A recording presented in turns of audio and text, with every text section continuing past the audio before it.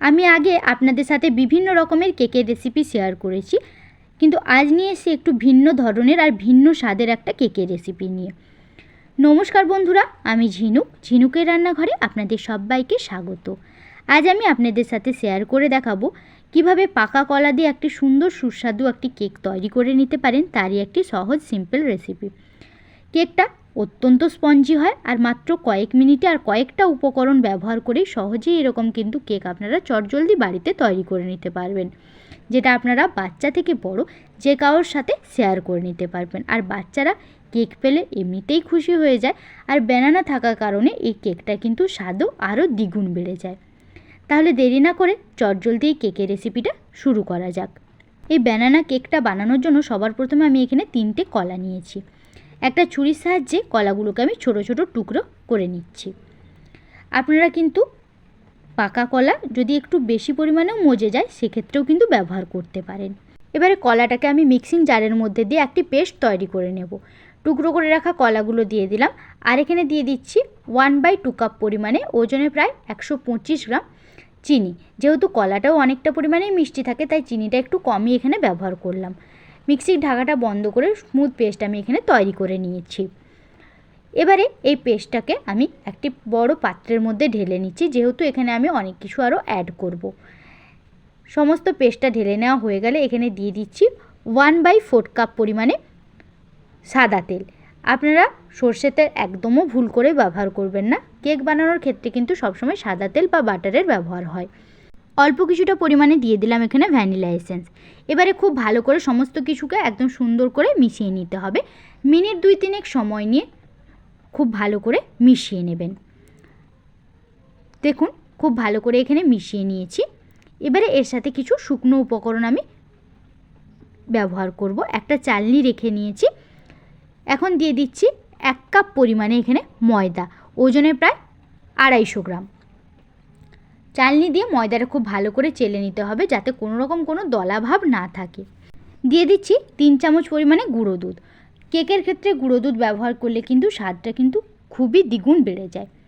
এবারে এই শুকনো উপকরণগুলো খুব ভালো করে চেলে নেব, যাতে কোনো রকম কোনো দলাভাব না থাকে।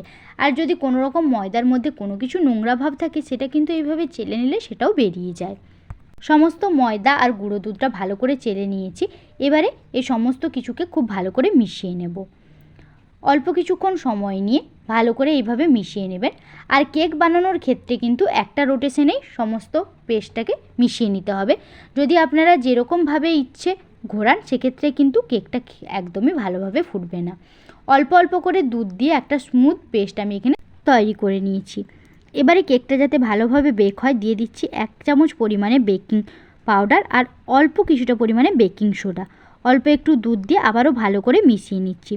যত বেশিক্ষণ সময় নিয়ে ভালো করে ফেটাবেন, কেকটা কিন্তু তত বেশি স্পঞ্জি হবে। এবারে এই কেকটা আমি বেক করার জন্য একটা টিফিন কৌটো নিয়ে নিয়েছি। আপনারা চাইলে যে কোনো কেক টিনেরও ব্যবহার করতে পারেন। একটা মাপ করে আমি কাগজটাকে খুব সুন্দর করে কেটে নিয়েছি।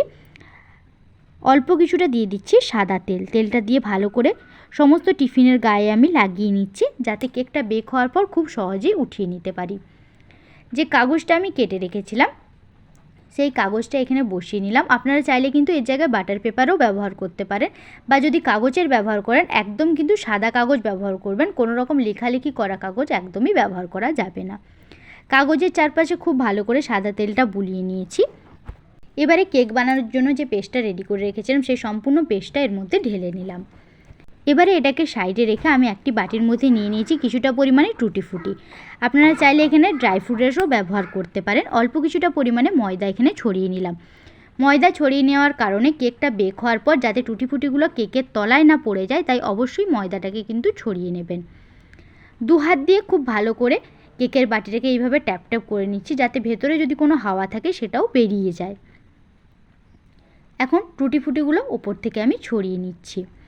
এই ছোট ছোট টিপসগুলো ফলো করে যদি আপনারা কেক বানান, সেক্ষেত্রে কিন্তু কেকটা খেতেও খুব ভালো হবে আর খুব সুন্দর করে স্পঞ্জিভাবে একদম বেক হবে। টুটি ফুটিগুলো ওপর থেকে ছড়িয়ে নিলাম। এখন কেকটা বেক করার জন্য ওভেনের মধ্যে একটি কুকার আগে থেকে আমি প্রিহিট করে নিয়েছিলাম, তার মধ্যে রেখে নিয়েছি একটা স্ট্যান্ড। এবারে এই স্ট্যান্ডের উপরে কেকের মোল্ডটাকে বসিয়ে নেব। গ্যাসের ফ্লেমটা একদম লোতে দিয়ে ঢাকা দিয়ে আমি আধা ঘন্টা ভালো করে বেক করে নেব। ফিরে এলাম আধা ঘন্টা পরে। দেখুন কেকটা কি সুন্দর করে ফুলে উঠেছে। কেকটা ভালো করে বেক হয়েছে কিনা সেটা দেখার জন্য একটা টুথপিক এইভাবে ঢুকিয়ে নেবেন। যদি একদম পরিষ্কার বেরোয় তাহলে কিন্তু কেকটা খুব সুন্দর করে বেক হয়ে গেছে। এবারে গ্যাস থেকে নামিয়ে নিয়ে ঠান্ডা করার জন্য রেখে নেবেন। যখন একদম হাত দেওয়ার মতন ঠান্ডা হয়ে যাবে তখন ছুরি দিয়ে খুব ভালো করে সাইড থেকে এইভাবে ছাড়িয়ে নেবেন। কেকটা যদি ভালোভাবে বেক হয় খুব সহজেই কিন্তু উঠে যায়, কোনো রকম কোনো অসুবিধেই হয় না। ছুরি দিয়ে ভালো করে আমি ছাড়িয়ে নিয়েছি। এবারে হাত দিয়ে এইভাবে টেনে নিলেই কিন্তু কেকটা সুন্দর করে ডিমোল্ড হয়ে যায়। হাতের ওপরে রেখে এভাবে ট্যাপ ট্যাপ করে নিলেই কিন্তু কেকটা দেখুন খুব সুন্দর করে হাতের উপরেই চলে এলো। এবারে পেছনের যে কাগজটা ছিল সেটা এইভাবে আমি খুলে নিচ্ছি। এই কেকটা কিন্তু বানাতে খুব একটা বেশি সময় লাগে না, মোটামুটি আধা ঘন্টা থেকে 45 মিনিটের মধ্যেই সুন্দর একটা কেক আপনারা সহজেই তৈরি করে নিতে পারবেন। আর কেকটা এতটা পরিমাণে স্পঞ্জি হয় যে আপনারা না বানিয়ে খেলে কিন্তু বিশ্বাসই হবে না। সুন্দর এই সুস্বাদু কেকের রেসিপিটা আপনাদের কেমন লাগলো কমেন্টে লিখে কিন্তু অবশ্যই জানাবেন। আর এরকম সুন্দর সুন্দর রেসিপি পেতে অবশ্যই কিন্তু আমার চ্যানেলটাকে সাবস্ক্রাইব করতে হবে। তাই যারা নতুন বন্ধু আছেন তাদেরকে একবার অনুরোধ করব আমার চ্যানেলটাকে সাবস্ক্রাইব করে আমার পাশে থাকার জন্য।